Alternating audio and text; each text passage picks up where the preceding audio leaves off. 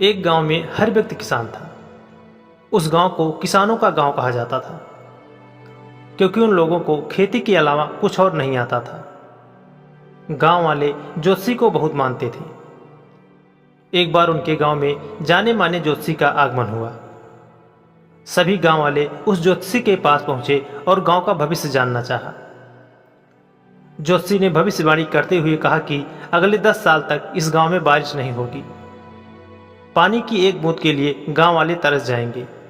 इस गांव में अकाल पड़ेगा।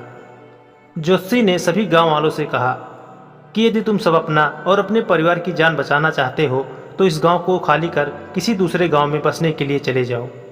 उनकी बातें सुनने के बाद सभी गांव वाले बेचैन हो उठे। उन्होंने घर जाकर सामान बांधना शुरू किया और सबने फैसला लिया कि वे अगली सुबह ही गांव छोड़कर चले जाएंगे।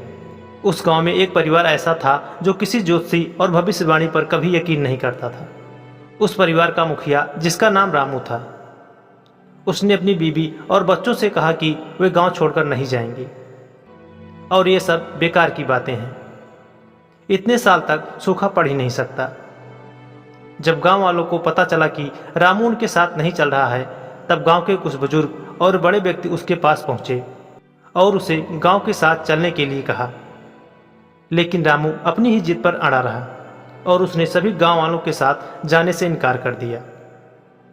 अगली सुबह रामू और उसके परिवार को छोड़कर बाकी सभी लोग गांव छोड़कर चले गए। पूरा गांव खाली था। सब लोग जा चुके थे। रामू को समझ नहीं आ रहा था कि क्या किया जाए, क्योंकि एक तरफ ज्योतिषी की भविष्यवाणी और दूसरी तरफ पूरे गांव का खाली होना।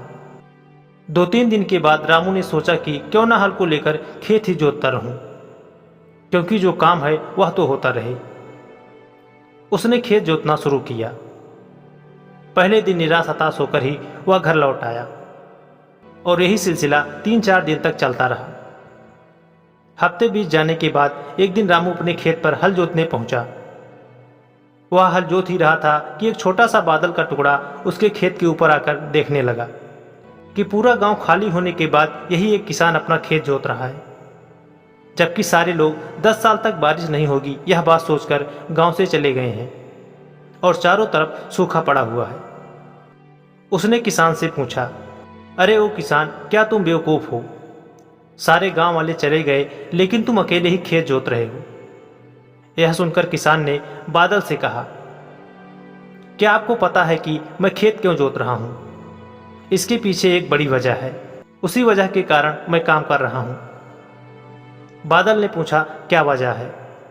किसान ने कहा कि खेत इसलिए जोत रहा हूं कि मैं खेत जोतना ना भूल जाऊं, हल चलाना ना भूल जाऊं। आपका तो पता नहीं आप कब बरसेंगे, लेकिन अगर मैं हल चलाना भूल गया तो मैं अपनी जिंदगी में करूंगा भी क्या? बादल ने सोचा कि ज्योतिषी ने तो भविष्यवाणी कर दी है कि 10 साल तक हम बरसेंगे नहीं। अगर हम बरसेंगे नहीं तो कहीं हम बरसना ना भूल जाएं। वहां और भी बादल इकट्ठा हो गए और जमकर बारिश होने लगी।